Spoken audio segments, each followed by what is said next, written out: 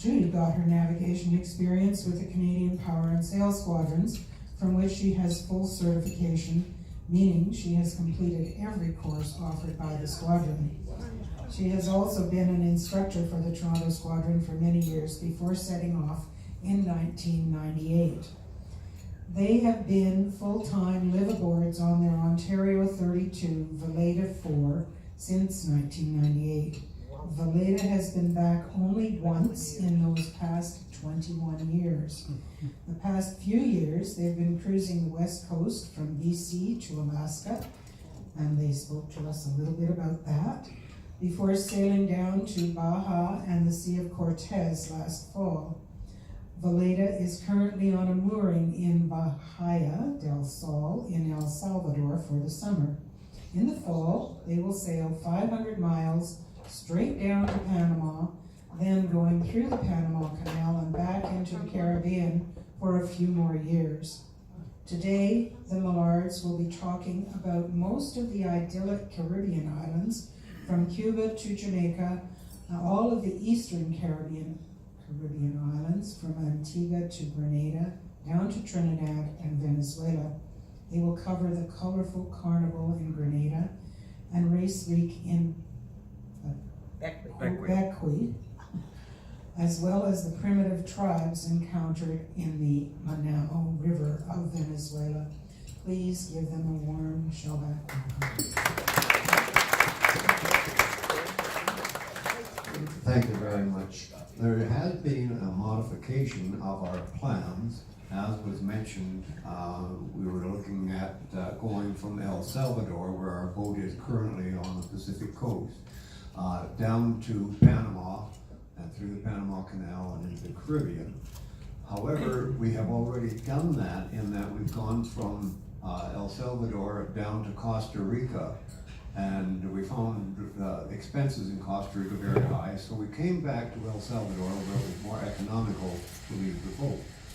But in doing that, there are three horrendous areas where the high pressure in the Caribbean blasts across Central America through the valleys and mountains and blast into the Pacific.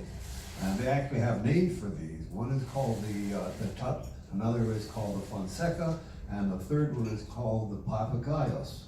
And we got hit by all three of these on our way down to Costa Rica.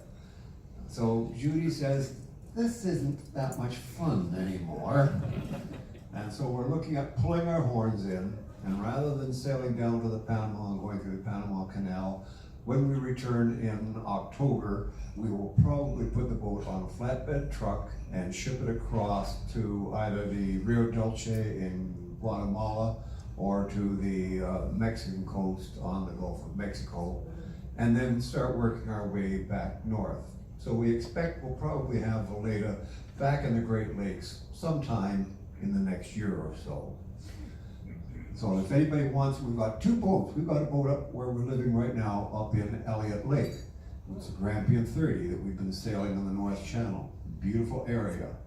But we don't want to have two boats when we're back here in Canada, and so we're going to sell whichever boat goes first.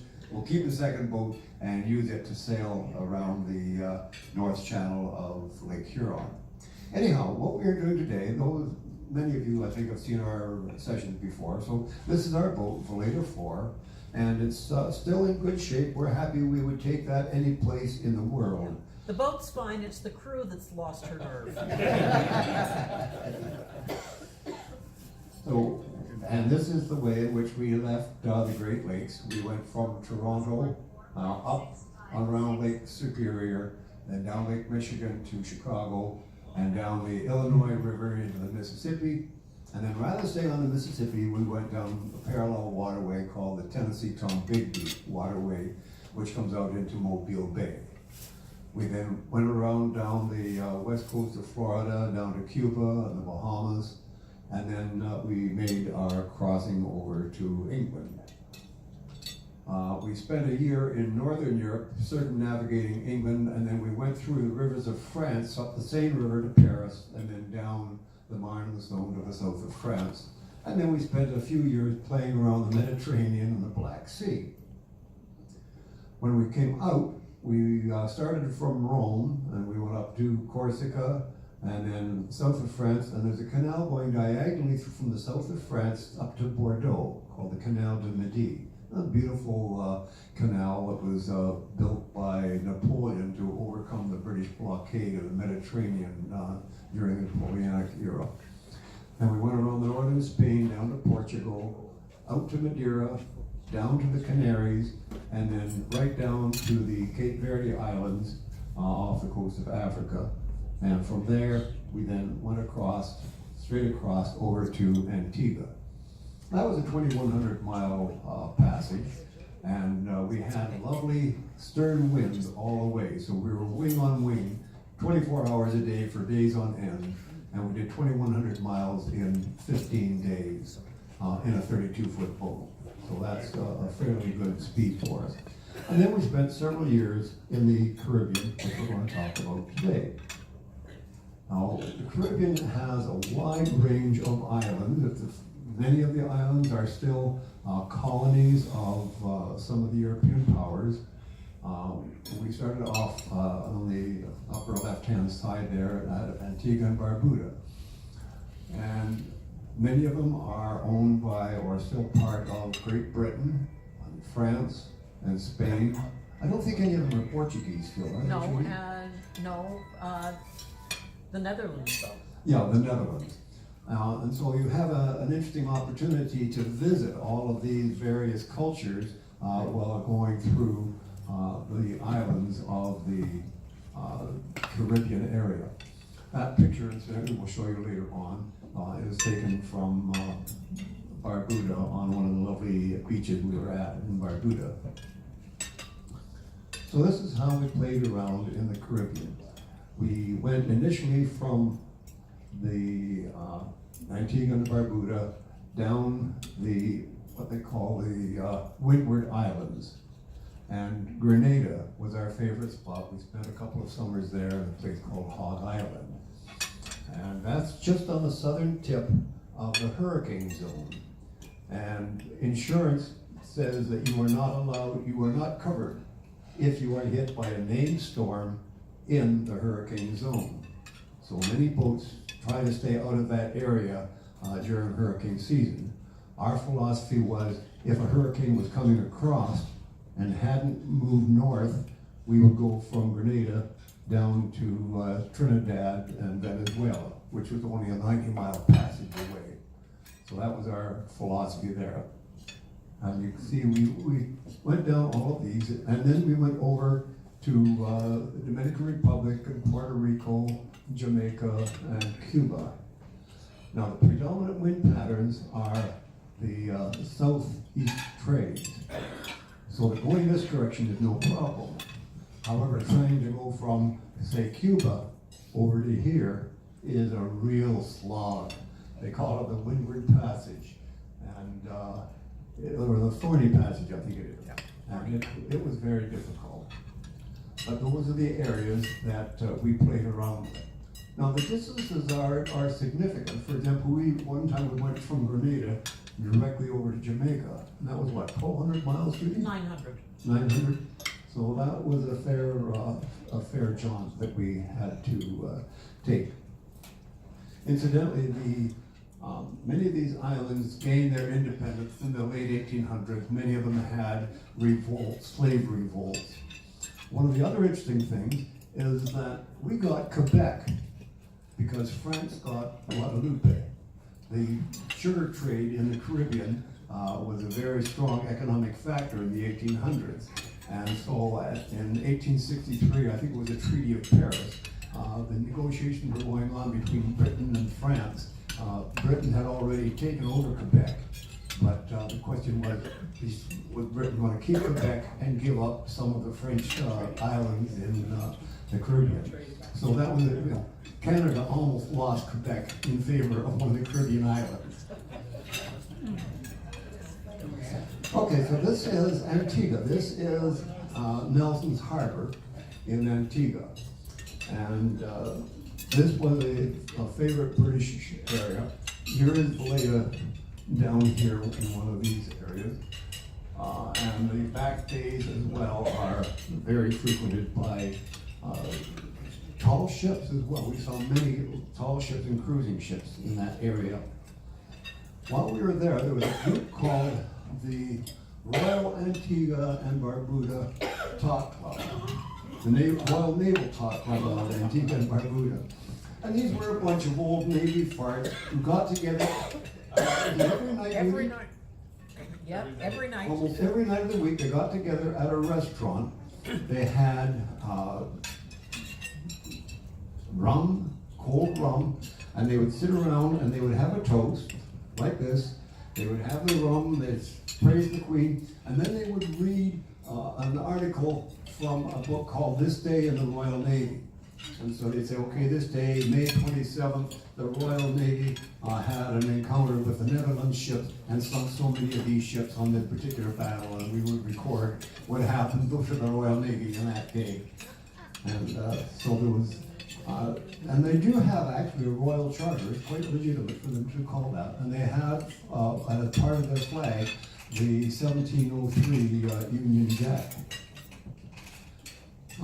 Again, still staying in Antigua, this was a young man, 14 years of age, who set a record by sailing that 27-foot boat across the Atlantic solo. And so he's now in the World Book of Records for that. While we were there, we went on some canopy tours, and so here's Judith going down the zip line. And I'm crossing along a high wire line. It was a fun kind of activity. They had good safety factors there. You were always hooked on at some point in time, so that if you did fall, you would still be hooked onto the wires. And so here we are in Barbuda. That was a beautiful island just north of Antigua, but it was hit by Hurricane Irma last year, or a couple of years ago. And 18,000 or 1,800. 1,800 people, the entire population of the island had to be evacuated because the total island was virtually wiped out like that. Yeah. It's now, at least immediately after the hurricane, everyone was evacuated. I don't know if anyone's back. Which island is that? Barbuda. Yeah. Yeah, it's just north of Antigua. Antigua was also hit. And while we were in Barbuda, we had a chance to go to a frigate bird colony. And these frigate birds cannot land on the water. And they stay aloft for days on end, hundreds of miles out to sea. And at the actual frigate bird rookery, we saw these big red bulges on their gullets are part of the sexual dance that they do. And the males inflate their gullets and then pound on the gullets with their beak to attract the female frigate birds. So that's their mating schedule. While we were anchored on Barbuda, when we tried to weigh anchor, we had a horrible time hauling it up. We couldn't figure out what it was. And here we had glommed onto an old Admiralty pattern anchor that had been left off that beach. We don't know anything about the history of it. We didn't keep it on board because it was a big, smelly thing. We didn't have room for that. But that was an anchor that was probably left there 200 years ago. That was the process. When we anchored, I dove the anchor to make sure that it was well set. But I was doing it by touch because, as you can see, the water was kind of murky because there was surf on the beach. So I could feel that the anchor was thoroughly wedged into what felt like a chunk of coral until we raised it. And it was an interesting challenge disengaging the two, but we managed. Okay, so then we started going down the chain of outer islands, and many of them have lovely little bays like this, quite shallow and also quite sheltered, so that sailing around there, you can find lots of good anchorages where you are well protected. And this was just another group of the sailing boats. This was down in the Grenadines, I think it was. And there were dozens of boats on the one side, on the sheltered side of the Grenadines. However, we went over to a more sheltered side, or a less sheltered side, but exposed, but protected by some reefs. This, I think, is the island of Mustique. Mustique. Now, many of Very these islands expensive are also one. very, have very rich clientele, so that we didn't bother going ashore on some of these, but they have lovely resorts. And so this is the kind of gunk holing we would do around the different islands. Something we've learned, you can see our boat is up on the beach. Fortunately, in the Caribbean, it's not too high a tide. It's only 2 or 3 feet in most places. But we found on the Pacific coast of Mexico, where we are presently, that our high tides there are, an 8 to 10 foot range. So that means that when you take and put your boat on the beach, if the tide goes out, you're 100 yards away from the water, and you've got to drag your boat all the way down to the water. Or if you go in at low tide, you've got to drag your boat 100 yards up to get above the high tide line. And that's very difficult with our boat. We've got a nice hard bottom dinghy with a 15 horsepower outboard, so it's hard to do that. What many boats do is that they have a set of wheels on their stern transom, and they can reverse the wheels and put them down, so that they then just simply have the wheels at the back, and they lift the bow of the dinghy up and trail it up the beach like a dolly. We're planning to do that. We're going to get that set next year. Because when we were down on the west coast of Mexico and that, we avoided going ashore many times because it was just too difficult to manage the dinghy going up the beach. But we have this kind of thing. And now keep in mind, this is 15 years ago. I think it's probably expanded more, but you can still find lovely secluded beaches like that. So Judy hacked off a coconut, and here she is having herself a nice fresh coconut drink. This again shows some of the lovely sheltered anchorages that are available. A lot of people use the catamaran. There are a lot of catamarans down there because they're such a large, comfortable boat, and people use them as condominiums on the water. Now this is where we were in the Grenadines. As I say, behind us in the sheltered area were dozens of boats, where we went out onto the most exposed area, and you can see the reef line out there where it protects the surge coming in. Yeah. We're in about 7 or 8 feet of sheltered water there. And the next land beyond the reef is Africa. This is the Pitons in St. Lucia. St. Lucia. Lovely set of mountains, and you can see the large cruise ship that's there. We encounter cruise ships all over the place. Yeah. The problem with anchoring on a shoreline like that is that the bottom continues at the same angle below the water as it's doing above. So there's a very, very narrow shelf in which you can anchor it, between not enough water and way too much water. Here we are in Guadalupe, and you'll find these kind of coconut vendors all over the place, where they will hack the top off, put a straw in it, and you're going to have yourself a nice fresh taste of coconut water. Now this is the small island of Becquia, and every year they have race week, and for a whole week there are races of everything from mega yachts down to dinghies and skiffs, and it's one big party along the beach area for that entire week. Quite dramatic. Many of the islands they're just in the tropics, so that you have many of the islands with lovely waterfalls like that and tropical vegetation.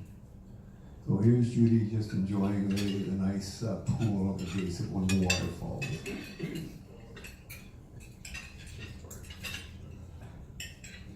And we went up to Anguilla. Now Anguilla is another one of those British possessions. It's part of Great Britain. And Anguilla was also hit badly by that storm Irma that came across. And that's one of the local boats that they have in Anguilla. These were towers that were associated with the sugar trade. And sugar was a major economic benefit from the areas there. And however, there's virtually no sugar cane industry there. Although they still make what they call rum agricole, by squeezing out the sugar from the sugar cane. It tastes maybe a little bit like turpentine. We bought a couple of bottles of it, and it was so billious we couldn't drink it. But what we did do is that we used it to anesthetize the fish. When we caught a fish, we would pour it down the middle. Kills them fast. So it helped that way. And several of the islands had information about the slave trade and the various rebellions that took place in the island because of the slavery that was there. And as the sugarcane trade decreased, the powers of Europe weren't that interested in keeping it, and so they then turned it over to many of the black population. But quite often there was a lot of fighting going on. What town was this, Judy? That's That not is, Montserrat. yes, no, that's Martinique, the Martinique. town of, I want to say Saint Pierre, but I won't swear to that. This is the area that was destroyed by a volcanic eruption in 1901. And there was a pyroclastic flow from the volcano, and the entire population was killed with the exception of, when the volcano erupted, the entire population of the town, with the exception of one man who was in the cells down below in the basement of the jail, everyone else was killed by the volcanic eruption, including boats that were out in the harbor, because all sorts of people had come to see because it looked exciting. There was going to be a volcanic eruption, and they saw more than they had anticipated. As you said, it was a pyroclastic flow where it exploded, and the shock wave just killed everybody right there. The shock wave and the ash and gases at a temperature of, I think, something on the order of 500 or 600 degrees Fahrenheit, moving at a speed of a couple of 100 kilometers an hour. So people could not escape it. Yeah, and many of the this is just one of the places that was damaged by it.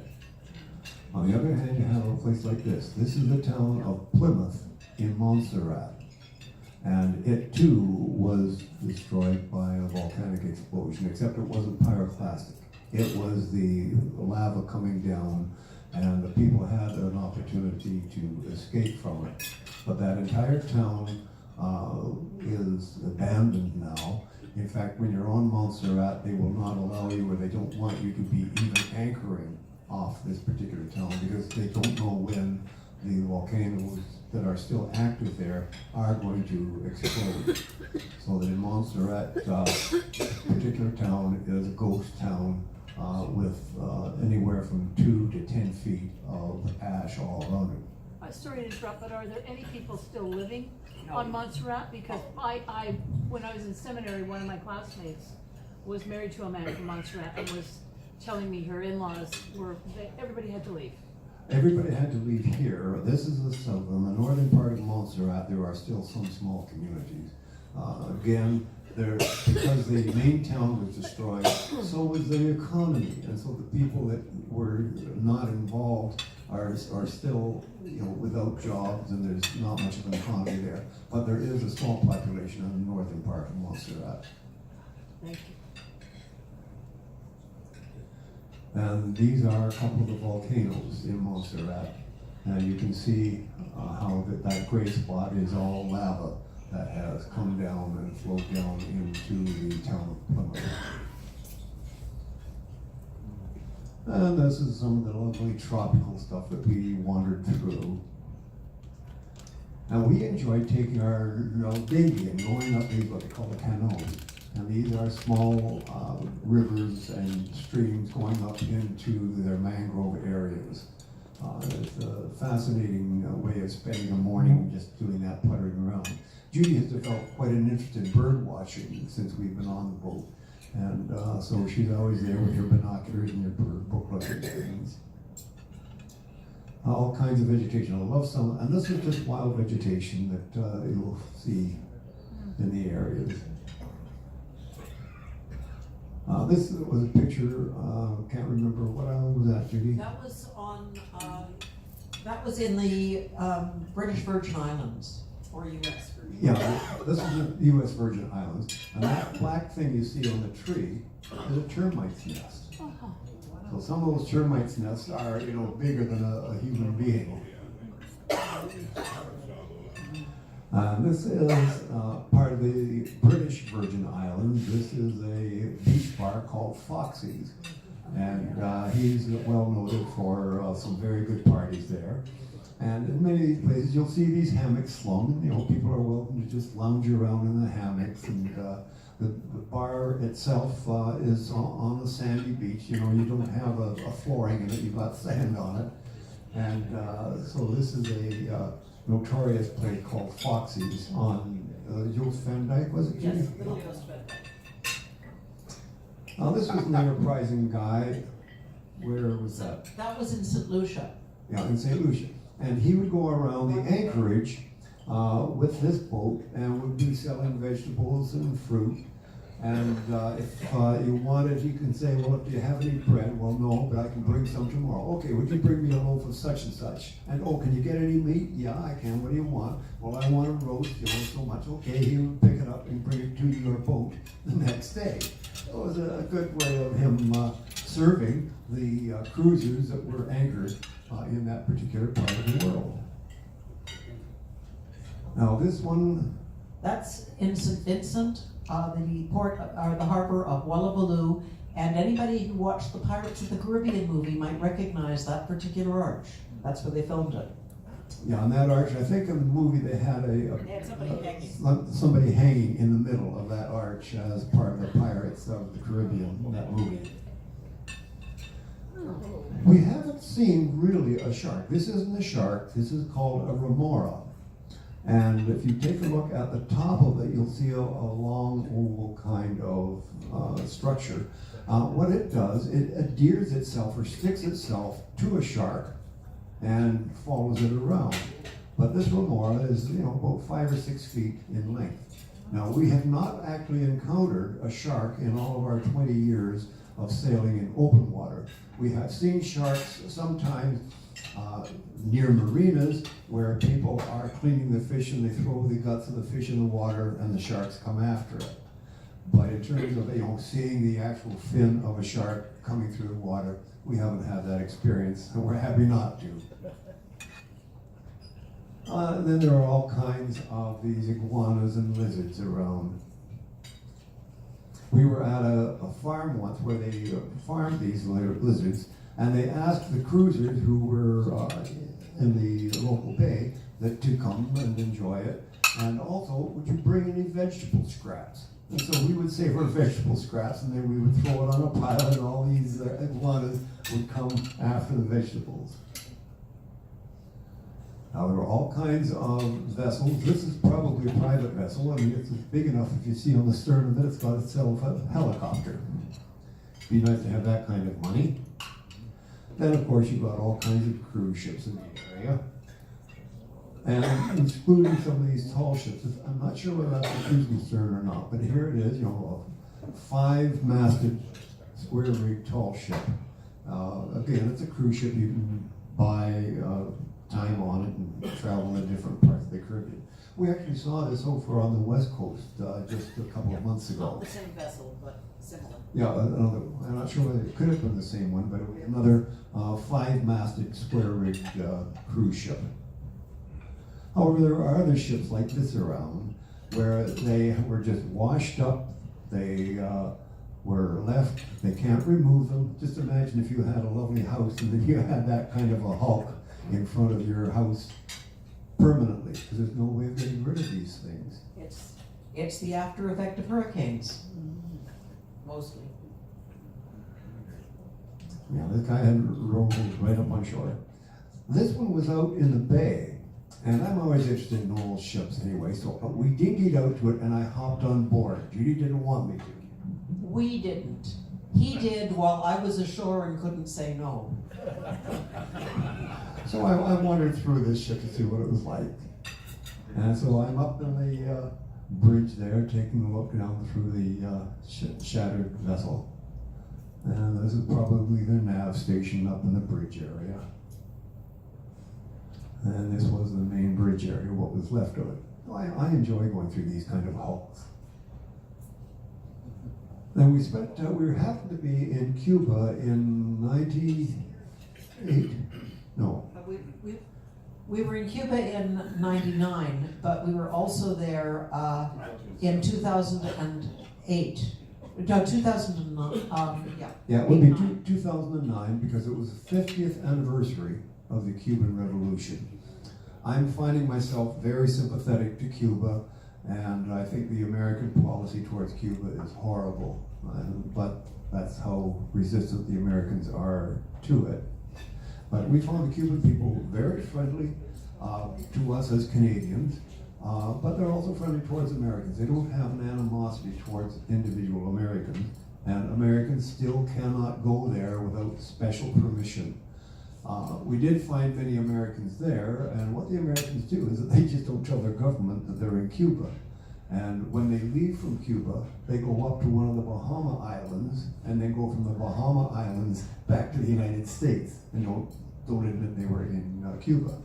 But we understand that the Americans have had some aerial surveillance and have nailed some of the cruising boats that went over there saying, "We have spotted your boat in Havana Harbor. What were you doing there? Did you spend any money there?" Yeah. When Aubrey says that they need special permission, it's not from the Cuban government, it's from the American government. The Cuban government has no problem with them being there. The education and medical facilities in Cuba are still very good, but the embargo that the Americans have is unconscionable. For example, the World Health Organization donated to Cuba many MRIs and other sophisticated health infrastructure. But what happened is that as these broke down, the Cubans weren't able to get them repaired because the repair parts had to come from the States or from companies that dealt with the States. And right now, Cuba has the embargo is increasing under Trump. And what is happening now is that any company, whether it's in the United States or not, that deals with Cuba is forbidden to deal with the United States. So a Canadian company that has dealt with Cuba can be barred from doing any more work in the United States. This is how extensive their embargo is. This was a small fishing smack that we found, and we went down the south coast of Cuba in a place called De La Reine, and we saw many of these boats going around. Some of them came over and asked, "Do you have any water?" And we would give them a couple of containers of water, and we often gave them extra line that we had because these people had absolutely nothing, and we felt very badly for them. They still use a lot of horse-drawn carts around the town there, and some of these were actual taxis. But then we had these small banana taxis that we got around in. But the old cars, they're there. You know, you have cars from the 50s that have been maintained, some of them customized, but they still are using these. And if ever the United States allows a bit more communication, these cars are going to be very valuable. I can see many Americans wanting to get them. And similar, their buses are often converted to trucks, or they are old school buses. But the problem again is maintaining them. This was a chap, there were two families that lived in this shack. And we got to know the one family, husband and wife, and I think 3 kids, lived in a 2-room part of that particular shack. And they invited us over for supper one night. And so we were able to say, "Well, look, can we get anything for you?" Well, we couldn't shop in Cuban stores because the stores had certain restrictions and coupons that you had to use. But we were able to help them out with that. And so they put on this lovely feast for us in their home. I don't think they had any running water. I'm not sure what they used for heat. Did they have a propane system? Do you remember? I don't remember. But they put on this lovely spread for us, and it was interesting to just see what it was. We bought the ingredients, they did the cooking, the shopping and the cooking. You know, we paid for the ingredients. And music. Cuba is a very vital place. They have many of these bands will be on the corner playing just for their own enjoyment, but they'll have a cup there so that if people wanted to make a donation to them, that's fine. And they're very, very rhythmic. And one night I went to a dance hall, and I had a great time. These ladies didn't speak any English, but I was up and dancing with them, and we had a great time. When it came time to go back to my boat, they offered to take me back, but they couldn't come into the marina and they couldn't come on a boat. A Cuban is not allowed to be on a non-Cuban boat. They are very, very strict that way. Now, this was a group of people that I met down there. These were entertainers at one of the Cuban resorts. Canada has some very good relationships with Cuban resorts. And one time we were down in Santiago de Cuba, and we had to come back. Judy's father had passed away, so we had to come back very fast. And it wasn't easy. We had to take a taxi from Santiago de Cuba to Holguin, which was a 100-mile run. And then in Holguin, we tried to get passage on a Canadian charter that was coming back to Montreal. We wound up being able to do that. Judy caught one charter and went up.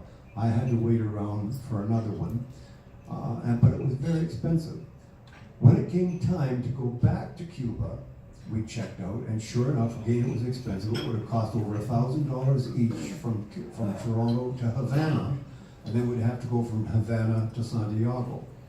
However, we found out that there was a resort just outside of Santiago where all-inclusive, for 1 week, all-inclusive vacation, including food and drink, and air transport from Toronto to Santiago and back. So we said, hey, that's $500. That's cheaper than the $1,000 just going to Havana. So we took 2 trips on that. We went down to Santiago and spent a lovely week there, and then just waved goodbye to the plane when it came back to Canada, and went back to our boat in Santiago. So it was far cheaper than using regular transportation. So this was a group of people. In fact, I was serving as their unofficial photographer for them. And I thought this girl was a very vital, attractive woman. And so here is the whole group, and I actually made a DVD for them that they can then use for some of their PR publications. Now this was in Jamaica. We were at the Royal Jamaican Yacht Club. We said that we were with a yacht club in Canada, and so they extended to us the courtesy of being there. We were anchored off for a while, but we were also right inside the club for a while. And we found this guy out there, just sitting on a piece of styrofoam. And he was out there every morning, just fishing, and that was the only source he had for food for his family.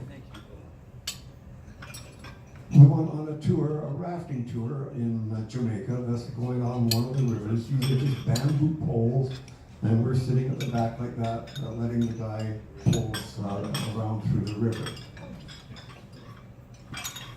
Now this, we met some friends, and we were over at their home, and this was in Kingston, in Jamaica, and they are very security conscious. So what you see there is a barred door that if ever they have a home invasion, they can run upstairs and lock that barred door so that they can't be attacked by any home invaders.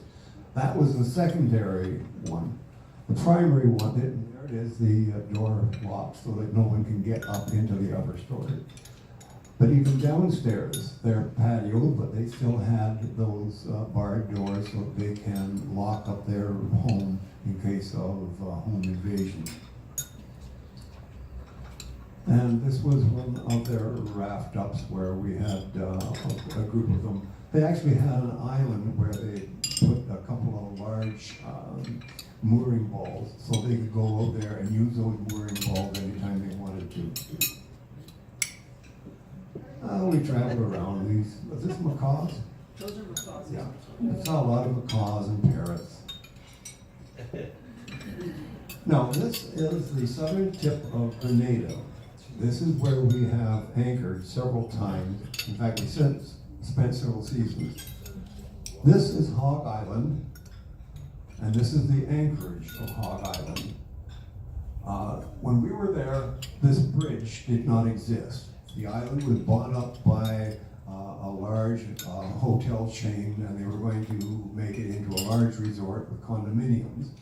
And so they put the bridge across and a couple of roads, and then the whole process died. So right now, that island is, nobody's living on it, other than here on this beach, there was a lovely beach bar, Rogers Beach Bar. And he had that bar open on the weekends, and he would bring in some canned music or some Caribbean music, and we would have a good party every Saturday and Sunday afternoon and evening. During the week, the cruisers would be able to go up to the beach and enjoy the bar, because Roger left a large cooling chest open with beer in it, and people could help themselves and then just pay him come the weekend. It was this kind of an interesting honor system. But this is going over now towards St. George's. This is Berkeley Bay and another bay here. So you can see how well sheltered all those bays are. Except, especially getting into Hog Island, you had to watch these different shallows. And a couple of times some boats got racked up on those shallows. Where was that? That was Hog Island. That was Hog Island on the southern tip of Grenada, just outside of St. George's. So here we are. This is the anchorage at Hog Island, and you can see Veleda down there, that blue hulled boat. And as I say, there were boats that spent months and years there, because you could stay there free of charge at anchor. Your dinghy would allow you to get into some of the small communities for supplies, or to get to a bus line to go right into St. George's.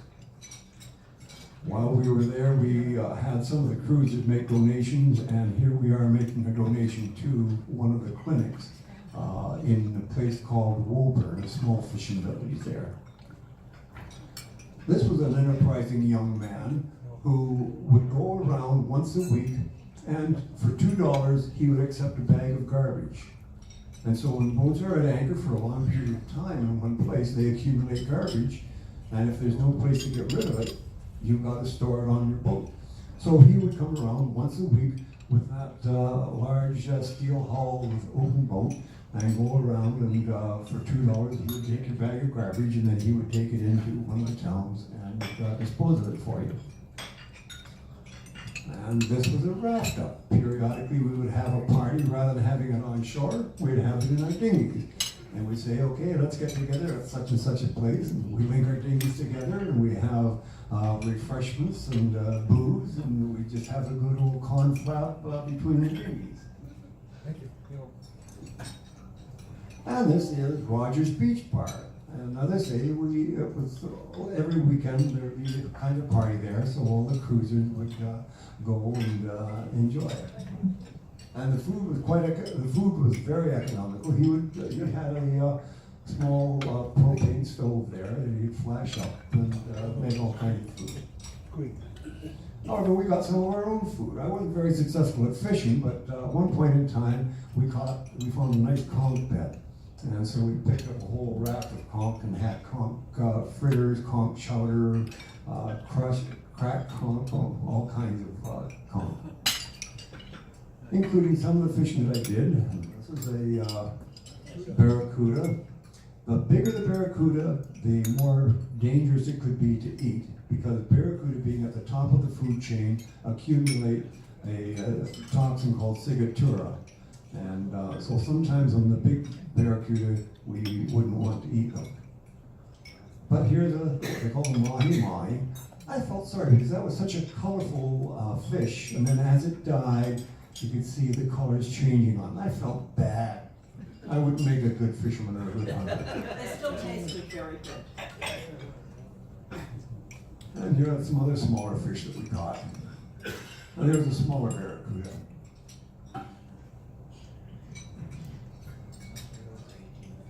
Now, this was an enterprising chap who came around with mango oysters, and we've seen him a couple of times when we've been up in what is it, Carriacou.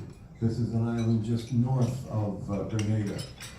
And we would get a couple of dozen, and he would take and shuck them, and so you can see him shucking and putting them on our plate for us. And so that's the kind of lovely meal we had as a result. We had just done some fishing, and we had cut the head off, and he said, well, what are you going to do with that head? Oh, you're going to throw it? Oh, no, can I have it, please? I make fish chowder out of anything left in the fish. So we gave him the head and that, and he gave us another dozen oysters. All kinds of lobster. We didn't catch this lobster, it was a purchased one. Up in, I think, this was in Jamaica. These were called the Maroons. During the period when the colonial powers had slavery there, many of the slaves escaped and went up into the mountains, and they developed their own little communities in the mountains. They were far enough away that they couldn't be attacked by the colonial governments, and they established their own little cultures. And so this is what they call the Maroon cultures, and they were having some festivities while we were there. But some of the other cultures are a bit more flamboyant. So this is the equivalent of Mardi Gras in St. George's on Grenada. And many of those are extreme costumes, and there are competitions, and then they decide who was the king and queen of the parades. So some of them were very dramatic like these. But then the parade itself was a long parade, a drunken parade of many people, including the costumes, and they had oil that they would slather over their bodies, and you had to watch, because if you're not very fast on your feet and you were too close, you would get sprayed by the oil that these people were splashed around. Yeah, this was the lead up, the first parade, not the one with all the fancy costumes. And the parade was during the night, and the festivities started the previous afternoon.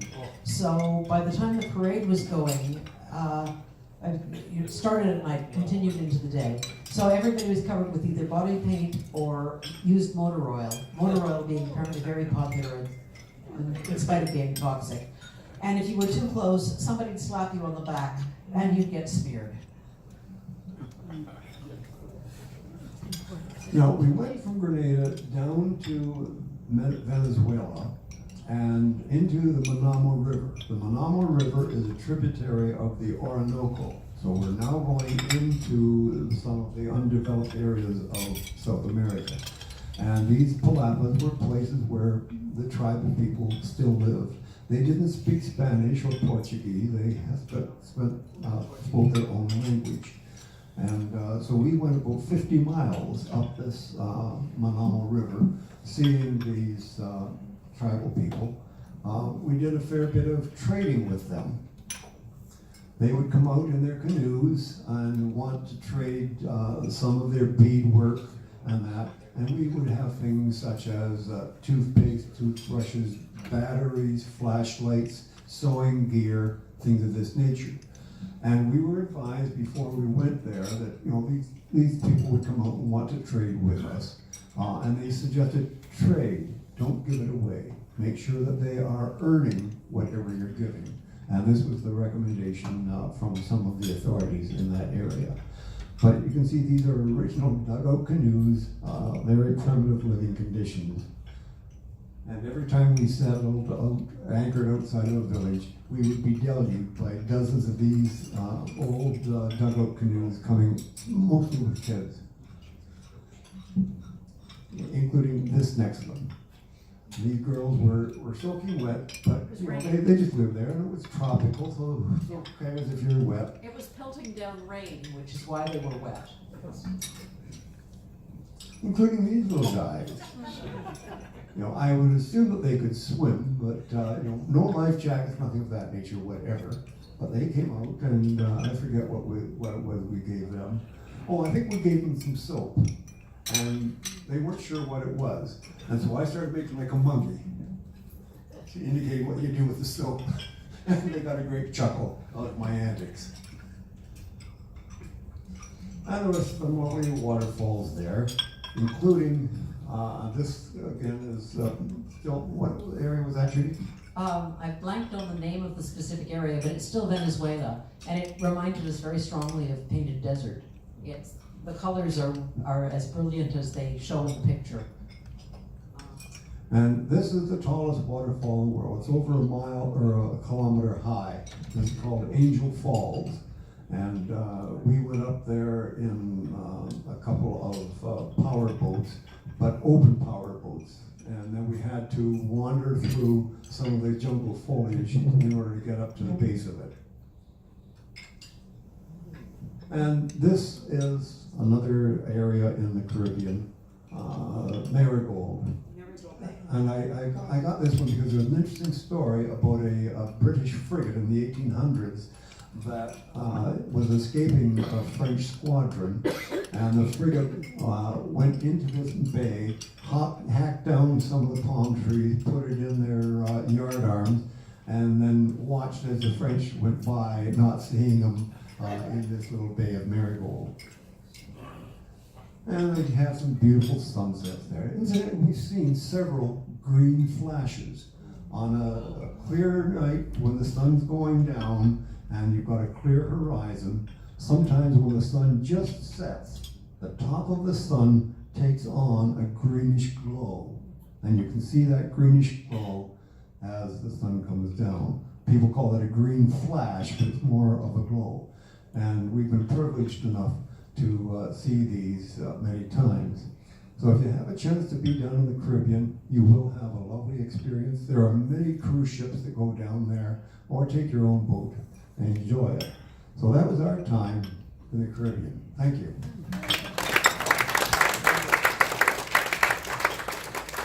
Do we have any comments or questions? Well, I would just like to thank you again. You too have lived quite a life, the dream for sure, and just makes one yearn to go back. I have a couple of little tokens of our appreciation. Again, thank you so much for being here. It's been a delight. Let's give them another big round of applause. And for next week, we have Paul Henderson pontificating, and he will, in his unique manner, tell us about his many years in the sailing world, including observations about the Olympics, both past and the future. So we look forward to that next week. And then upcoming on June the 12th, as I said before, we have our annual excursion to the Peterborough Canoe Museum. And don't forget to take a look at the brochure, and if you are interested, do contact me or sign your name on the sheet. Next week is our last week of the Next week is our last week. We've had an amazing time this winter, considering we had to cancel 3 times. I still can't quite believe that. I would like to thank our staff who've been working for us, and the kitchen staff. Next week maybe we'll bring them out, but let's just give them a nice round of applause now.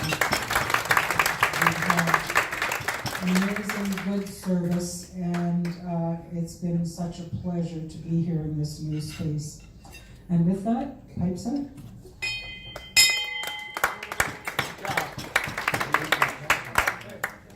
That was really entertaining. Thank you. Yep.